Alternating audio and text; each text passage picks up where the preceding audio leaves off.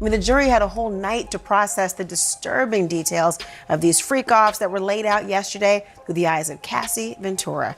The graphic details, the alleged abuse, the drug abuse. Today, they didn't have to use their imagination, though. It got real in that courtroom today when the jurors, not the public, not the press, when the jurors saw still screenshots from these freak-offs. There was something so uncomfortable about the moment. Watching the jurors see something so raw and so personal in a courtroom full of eyes and full of opinions. Cassie was the most emotional we've seen her. At times even reflecting when she heard the words come out of her mouth, saying things like, "I can't believe I dealt with that." Now you gotta understand, these aren't gigantic courtrooms. Cassie and Diddy are not at opposite ends of a football field. They are feet from one another. And the only thing between them really are their lawyers. And even though all eyes were on each of them, I don't think they ever looked directly at each other. Not when she walked by him, not when she was testifying, not when at times she broke down sobbing, remembering how she loved him and just wanted him to say sorry for the things that he had done. Now, when she talked about not wanting to live anymore, or her opioid addiction, or lying to her mother about the abuse or when it started or the extent of it, the audience was shifting uncomfortably. And sometimes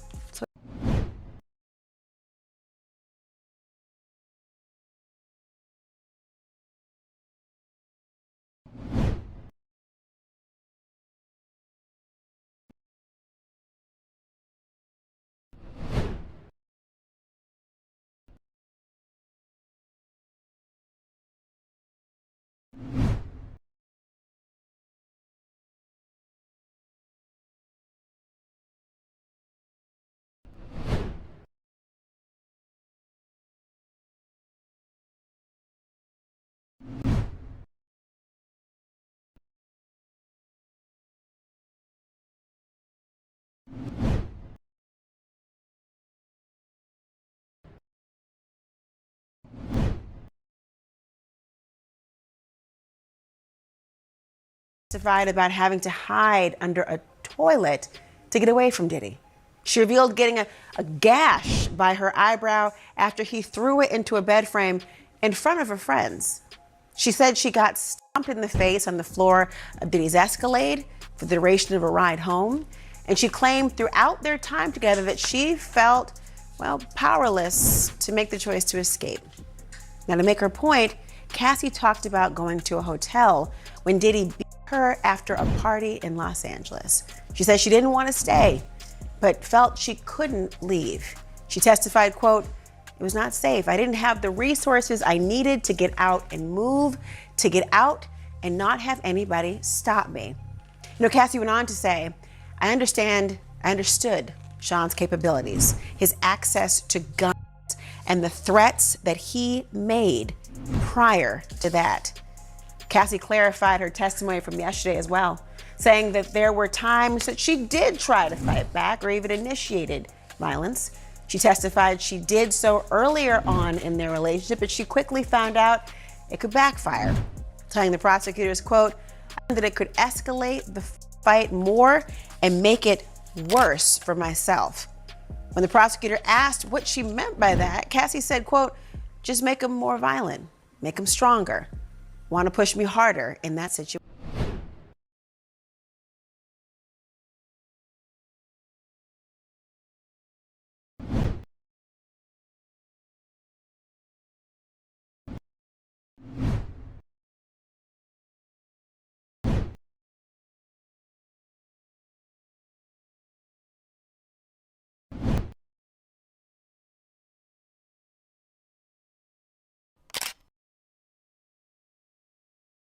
She also described the leverage, that's the word she used, leverage Diddy had over her.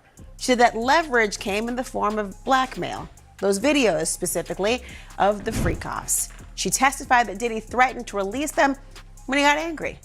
Cassie said, quote, "One time I dated someone else, and that is what it was all about. I'm going to put out 2 embarrassing videos of you. He just wanted to hurt me." Now, Cassie's direct testimony is actually now over. The defense, though, they're going to get their chance to cross-examine her and go into the details again tomorrow morning. I'm going to begin with CNN entertainment correspondent Elizabeth Wagmeister, who you and I have been bosom buddies in this court. We've been sitting next to each other, watching it all go down, and you have a unique perspective on all this and the coverage you've been doing. Talk to me, though, about the scope and of the violence and the intimidation that she laid out in court today. Yeah, Laura, so as you said, her first day of testimony yesterday really focused on these freak-offs. Today focused on the physical abuse, the domestic violence. This was the first time that the jury saw photographic evidence of the injuries. You mentioned this gash on her eyebrow. We saw bruises all over her body, a black eye, a fat lip. I want to walk you through just some of the instances that Cassie brought up when she testified today. One time she said that she and her girlfriends, they went to Prince's party. Yes, the musician Prince. Diddy was there. He didn't know she was going to be there. He got angry and she said, quote, "He beat me up." She said that after they broke up in 2018, that he raped her in her living room at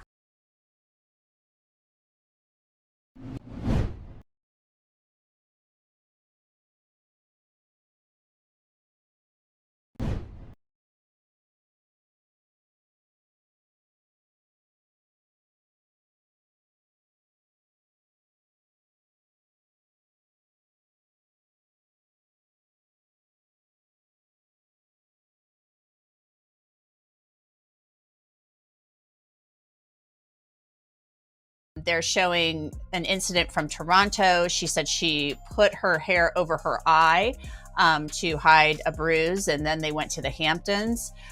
She said that Sean Combs wanted to then have a freak off in the Hamptons, so they got a hotel and an escort.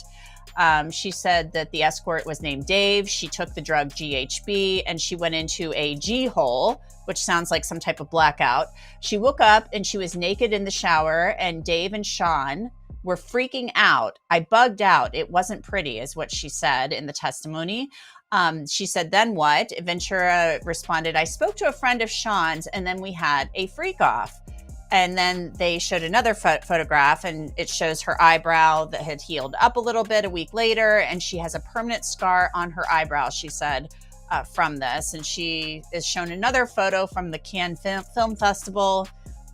She said Sean accused her of taking drugs from his boat and threw her off of the boat, but her passport was still on the boat. She was on the red carpet for some type of event that night, and she said she attended the movie. They then went to New York. There was a commercial flight that they took. She traded her seat to get away, but he traded to get next to her. What did he show you? Freak off videos. So we've heard about this, him showing videos and then using that as kind of blackmail material, if you will. She said that he played the freak off videos for me on one of his laptops. He said he would release them. So that's some pretty compelling.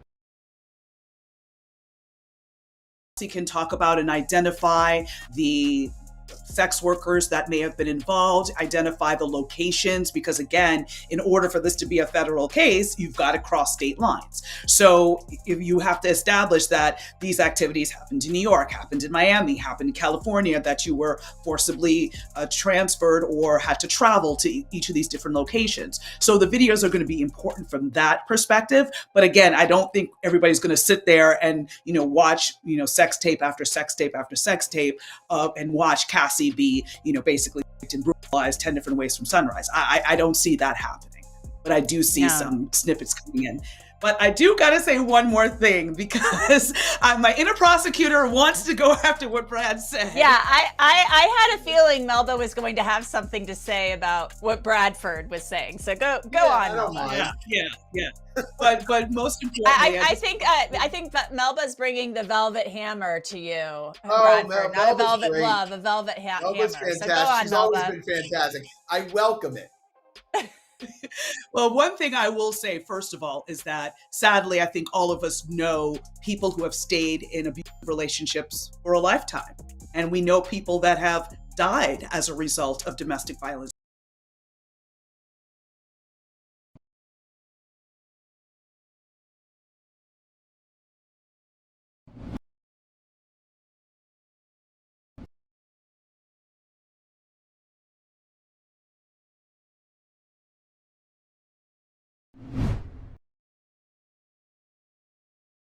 Said that she and her girlfriends, they went to Prince's party. Yes, the musician Prince. Diddy was there. He didn't know she was going to be there. He got angry, and she said, quote, "He beat me up." She said that after they broke up in 2018, that he raped her in her living room at her home. She also said that it wasn't just her, that one time he held one of her friends over the balcony on the 17th floor of her apartment in Los Angeles and hit another one of her friends with a wooden hanger. And she lost that friendship. That was a best friend of, 17 years she described, and then they don't communicate any longer. I'm curious to see how the prosecution might develop those connections a little bit more fulsomely. I saw him drag an assistant out of bed. I saw him punch Eli in his head. One time in Turks and Caicos, he dragged a person. I believe we had a freak-off in Turks and Caicos. What floor did you live on at Comstock? The 17th floor. Did a friend stay with you? Yes. Sean came and held her and threw her on the patio furniture out over the balcony. I saw Sean bring her back in from over the balcony, and then he threw her on the patio furniture. And Carrie Morgan, I saw Sean hit her in the head. Did you get substances on your own? Occasionally opiates. Sean would put pills in a vitamin C bottle on the sink in the New York apartment. He'd say, "You can take them." He had doctors who would write the scripts in his name of his assistant or in my name. Your brother's birthday party in Connecticut of 2013. What happened? My mother told me someone was taking pictures of me, and I went and punched her in the head. You testified that your relationship with Sean ended in 2018. How was your health? I was sleepwalking. I had PTSD. Defense rules objection. What is this? A photo of my front door in 2018. Publish it to the jury. Why is there a knife there? Sean was coming around a lot, so I had it. August of 2018, what happened? We have a closure conversation at a restaurant in Malibu. He was trying to convince me to go to Burning Man. Were you seeing anyone? My now husband, Alex Fine. What happened next? Sean came to my house and arred me on the living room floor. His eyes were black. It was like taking something from you. You cried? What did Sean do? He continued and finished inside of me and then got up.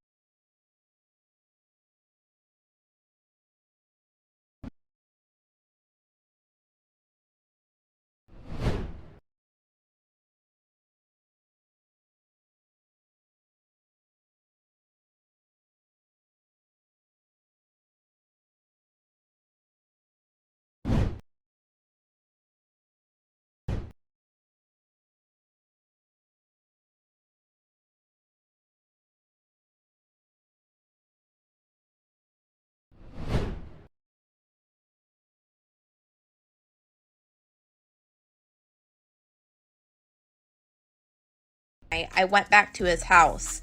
Can you explain why you did that after he R-worded you? We had been together for 10 years. Who did you stay in touch with? Most people, though I pulled away. What did you message Sean about after that? Just checking in. What did he send you? That he had iPads full of images. Get him his money. Money back for what? For having paid my now husband to be my trainer. What did you write back? Do you want me to tell you the truth? It's much deeper than iPads. There's abuse more than freak-offs. There was a time that I couldn't take my pain and I tried to walk out in traffic. My husband wouldn't let me. I had trauma therapy. Did you write? A book with chapters. My mom helped. What did you want with the book? That Sean read it. What pain did Sean put you through? Shame to carry the things that were shameful for him. I took on a lot of responsibility for that I never should have. He brought the concept to me when I was 22. It was expected of me, and I felt terrible. How did you get the chapters to Sean? Through my attorney, and I reached out to KK. I asked her if he read it. She said it was not taken seriously. How much did you ask for the book? $30 million. Did you sue? November 2023. Why are you testifying in this trial? I can't carry this anymore. What's wrong is wrong. I treated people like they were disposable.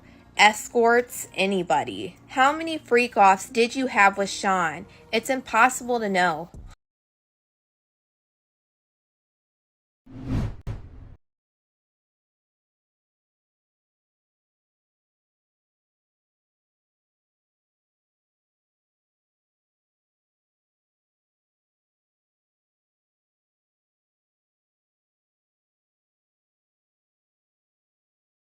Of people, dozens that they have shown already, and they're trying to put that together. What we're still waiting to hear more from, including through the cross-examination, which they will definitely try to undermine, is to what extent Cassie herself was forced, coerced, threatened into sex trafficking, which must include her non-consent. Combs' team will begin their cross-examination of Cassie Ventura tomorrow, which I'm sure she is dreading. What are you expecting from their cross? They're going to have a strategy that takes into consideration optics. One of the things the defense didn't even want to do, they didn't want her to even walk down that center hallway as she passed by the jurors, visibly pregnant, to sit down and describe her life before she was a married woman with now 3 children expected, 2 already here with her. They're going to have to adapt in the sense of being straightforward, direct, but not allowing these jurors to conflate the yesterday Cassie Ventura with today. But I'll tell you, they have a hard task ahead of them in that sense, because as she was describing, Jake, the abuse at the hands of Sean Diddy Combs, including at one point saying that she had been kicked in the back, she moved her body to almost mimic that. The optics were real.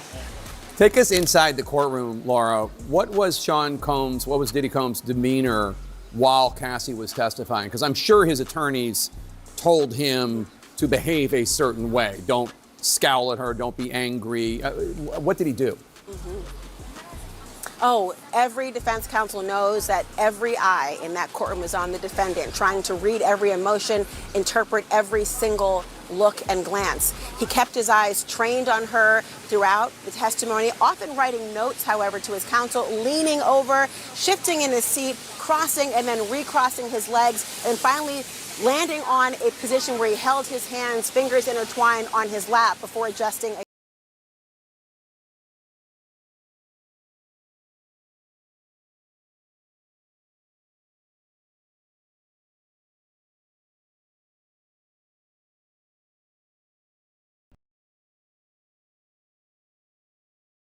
And this story starts when I'm with Puff and he's in the exotic bookstores and he's doing shopping, right? He's shopping, getting his stuff and everything like that. So, you know, this is the first time I was ever in an exotic bookstore with Puff. So, you know, I'm giving him his space. He's taking things off the shelves and stuff like that, because they gave him a brown paper bag. When they gave him a brown paper bag, he was just putting stuff in there.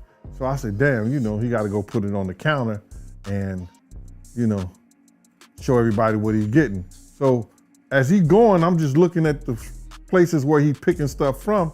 So there's one part he picked up some things from up here on my left side. And then he picked like quite a few of them down. I'm like, okay. He put them in the bag. So when I went by there and I looked up there and it said butt plugs. And I was like, hey, yo, I was messing with him. Because people don't understand, you know, we was like friends. He was a part of the same gang. So I'm still gonna tease him. I'm still gonna mess with him and everything like that. I could do that. It wasn't just no security thing. So I say, yo, what are you getting this for? And it said butt plugs, and he was like, yo, can I do my shopping by myself? I said, yeah, you can do it by yourself, brother. And he started walking and everything like that. When he got to, I just waited at the counter. When he got to the counter, he didn't even have to show the guy nothing. He just gave the guy a wad of money. I mean, like, he gave the guy a stack something like this. And Puff wasn't the dude that carried no 20s and no 50s and nothing like that.